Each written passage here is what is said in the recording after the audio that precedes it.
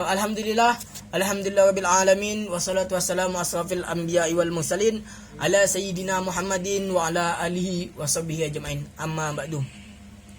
Alhamdulillah, saya akan menjelaskan pidato tentang sejarah bahasa Indonesia yang disuruh oleh Bapa Bahasa Indonesia. Mungkin saya langsung ke pembahasan. Indonesia merupakan sebuah negara berkembang di kawasan Asia Tenggara. Dengan letak geografis negara Indonesia yang terdiri dari beberapa pulau yang terpisah oleh lautan, mengakibatkan Indonesia memiliki banyak sekali perbezaan budaya yang berbeza dan bahasa yang berbeza, menjadi keunikan tersendiri bagi negara Indonesia itu sendiri. Apabila ditinjau dari perspektif historis negara Indonesia, bahasa Indonesia diadopsi dari pertubuhan bahasa Melayu. Bahasa Melayu merupakan salah satu bahasa daerah berada di Indonesia Tenggara. Bahasa Melayu telah dipakai sejak lingua franca selama berabad-abad sebelum di seluruh kawasan tanah air ditemukan. Seperti parasti yang ditemukan di Palembang, Jambi dan Bangka.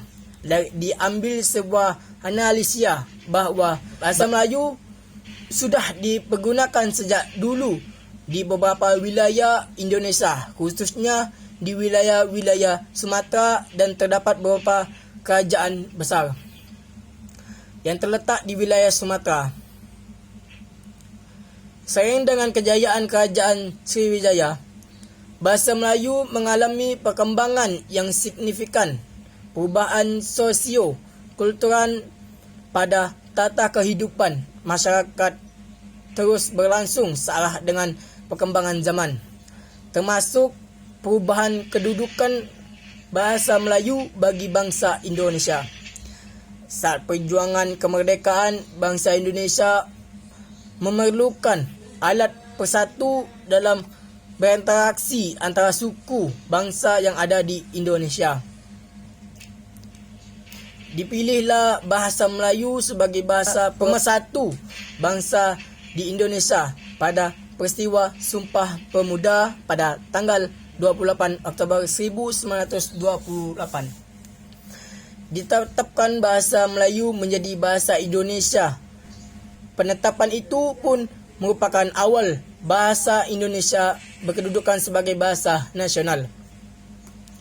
Bahasa Indonesia merupakan bahasa nasional yang digunakan di negeri Republik dengan Republik Indonesia (NKRI).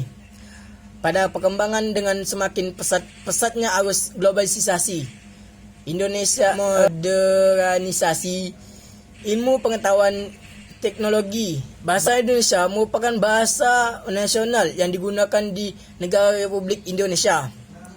Upaya untuk menjaga dan mengembangkan bahasa Indonesia dilakukan dengan berbagai cara. Salah satu cara untuk terus menjaga dan mengembangkan bahasa Indonesia iaitu dengan diadakannya beberapa kongres bahasa Indonesia. Pada dasarnya, kongres-kongres yang dilaksanakan merupakan wujud dan eksistensi bahasa Indonesia sebagai bahasa nasional yang harus tetap berkembang sesuai masa. Mungkin cukup sekian yang saya sampaikan. Assalamualaikum warahmatullahi wabarakatuh.